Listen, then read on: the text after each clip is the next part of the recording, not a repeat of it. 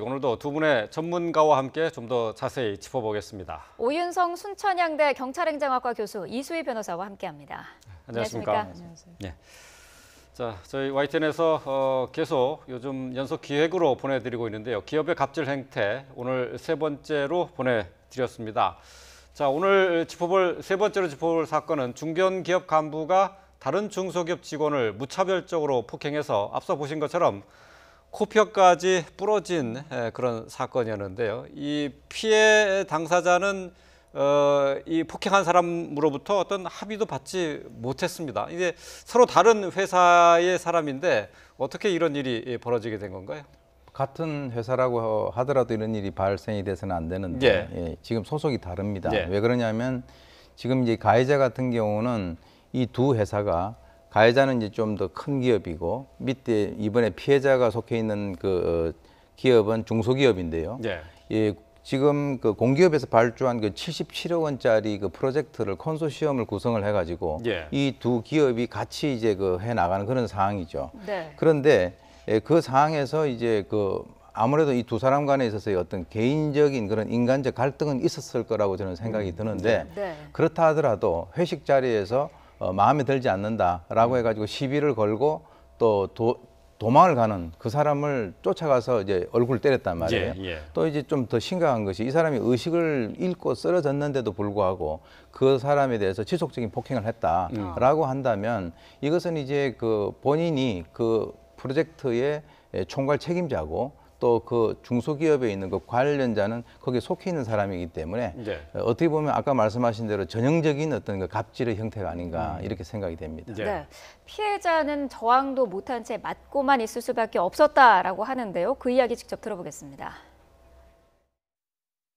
야, 이 잘해? 너 그따위로 하면 죽여버리겠어. 너 이 죽여버려 뭐 일도 제대로 못하는 게 아니라 갑이 그 폭력을 행사할 때 그런 그런 저희들이 이제 실제적으로 업무상의 불이익이기 때문에 적극적으로 제한하기가 좀 힘들었습니다. 네, 보통 갑질 피해자의 대부분이 그렇습니다만은 업무상의 불이익을 당할까 봐 참을 수밖에 없었다 이런 거 아니겠습니까?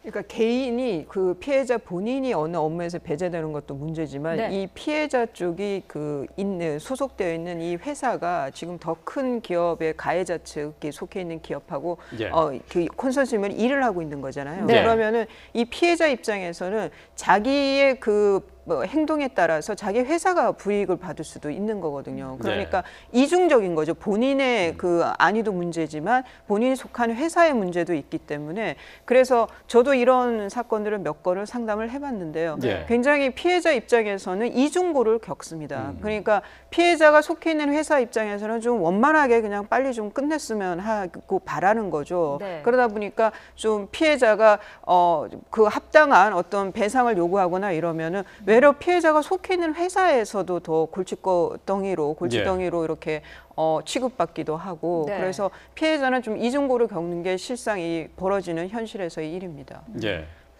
자, 이 폭력을 행사한 중견 기업의 이 상무는 평소에도 폭언과 반말로 주변 사람들로부터 조금 문제가 있다라고 인식을 받았다고 합니다.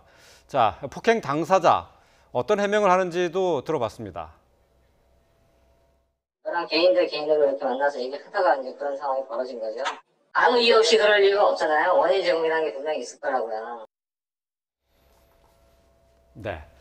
자, 원인 제공이라는 것도 분명히 있을 거다. 지금 근데 지금 저희가 리포트를 통해서 자세히 전해드리진 않았습니다만은 일방 폭행을 당한 거거든요. 그렇습니다.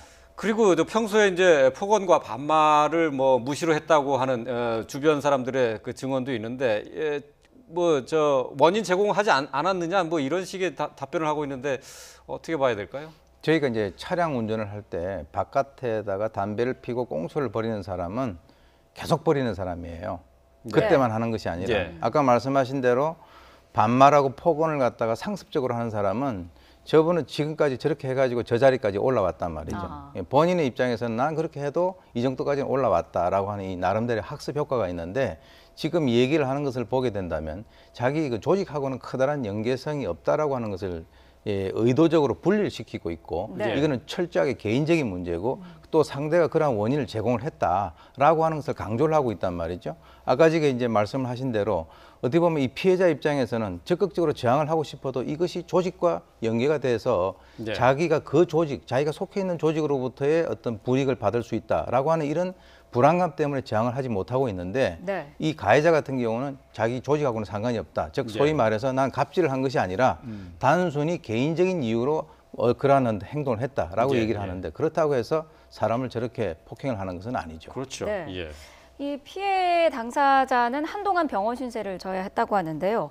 자, 이 가해자, 폭행을 한 이 직원은 법적인 처벌을 받긴 받았어요. 벌금형을 이제 받았죠. 그러니까 코뼈 골절, 뭐 비골 골절 이렇게 진단서에 나오면 저게 네. 전치 사주 진단입니다. 예, 예. 전치 사주면은 저 정도를 가지고 근데 부인을 한다라고 하면은 난 때린 적이 없고 뭐 네. 이렇게 부인을 한다면 정식 재판으로 이게 기소가 됐을 텐데요. 아마 가해자 쪽에서 다 인정한 것 같아요. 내 때리는 현장에서 거. 잡혔어요. 예, 그래서 다 인정을 했기 때문에 이거는 이제 약식 재판이라고 하는데요. 네. 거기서 아마 약식 명령으로 360만 원 벌금 처분이 나왔습니다. 그러니까 피해자하고 합의가 된 거는 없지만 뭐 다 자백하고 하니까 이런 경우가 좀 도식화돼 있어요. 벌금 액수라든가 예. 이런 게.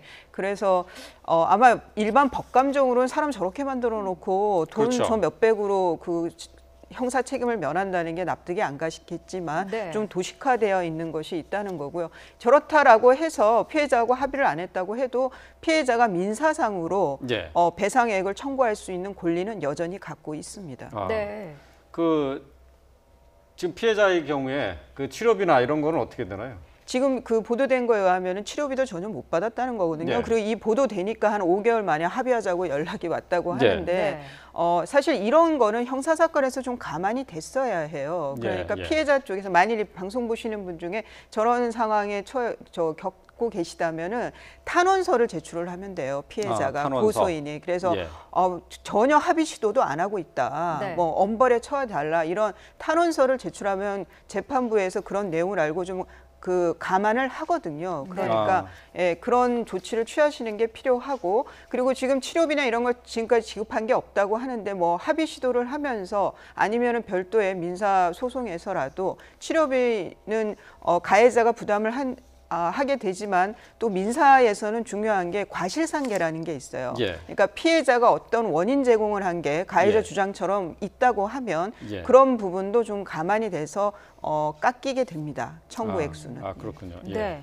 피해자가 걱정했던 부분이 앞서서 저희가 들어봤습니다만은 업무상 불이익을 받을 수 있지 않을까라는 그 부분인데 실제로 업무상 불이익을 받았어요. 뭐 병원 신세를 진 것도 있습니다만은 그 함께 일하던 그 프로젝트에서 아예 제외가 됐다고요. 그러니까 이번에 좀 이제 문제된 것은 가해자는 약식 기소로 해가지고 벌금 360만 원만 받고 네. 업무를 계속 하고 있는데 예. 피해자 같은 경우는 뭐 사과도 못 받고 병원비도 못 받고 그 업무에서 배제됐다는 거죠. 네. 이것은 본인들이 즉 가해자 측에서 원하든 원치 않든 간에 이거는 갑질에 의한 행포다라고 하는 것을 단적으로 보여주는 증거다. 예. 즉 다시 말해서 저러한 상황이 만약에 또다시 재현된다라고 한다면 네. 이 피해자 같은 경우는 저런 식으로 추가적인 어떤 그 피해를 받을 수 있는 그런 가능성이 훨씬 높다라고 예. 하는 것을 다른 사람들에게 공개적으로 얘기하는 거하고 다름이 없습니다. 그래서 이번 기회에 저런 것들이 뭔가 제대로 자리를 바로 잡아야만 이 사회 정의라든가 우리 사회에 있어서의 갑질이 없어지지 않을까 이렇게 생각이 들어요. 예. 네. 지금 뭐 리포트를 통해서도 들으셨지만은 가해자가 피해자를 만나서 이제 합의를 시도를 한다고 해요. 근데 이 상황에서도 이제 민사는 가능한 거고. 예, 그렇죠. 그리고 이제 아까 말씀하셨던 탄원서 얘기요. 예. 재판부에 탄원서를 제출하는데 이거는 그러니까 약식 명령이 내려지기 전에 이제 제출을 해야 된다는 얘기죠. 예, 그러니까 이제 검찰 단계로 갔을 때 이제 보통 고소를 하거나 이런 피해자분들이 그냥 알아서 해주겠거니 수사기관에서 예. 그래서 그걸 잘 팔로우비라 해야 되나요? 계속 이렇게 좀 지켜보는 거를 어떻게 예. 되고 있나를 잘 파악을 안 하고 계시는데 네. 어떻게 처리가 되고 있는지 계속 문의하면은 고소인은 그런 걸 그 정보를 얻을 권리가 있거든요. 예. 그런데 전혀 그 가해자 쪽에서 그 합의 주도를 하지를 않는다. 그럴 때는 그런 탄원서나 아니면 검찰에 전화를 해서 이 사람이 전혀 반성을 안 하고 있다라는 얘기를 전달을 하는 것이 필요하고요. 네. 이거는 이제 약식 기소라서 그렇지만 정식 재판으로 이게 재판으로 기소가 돼서 재판을 하고 있을 때는 그런 피해자 쪽에서 탄원서를 제출하는 거는 가해자에게 상당히 심적인 부담을 주게 됩니다. 아, 그렇군요. 네. 예.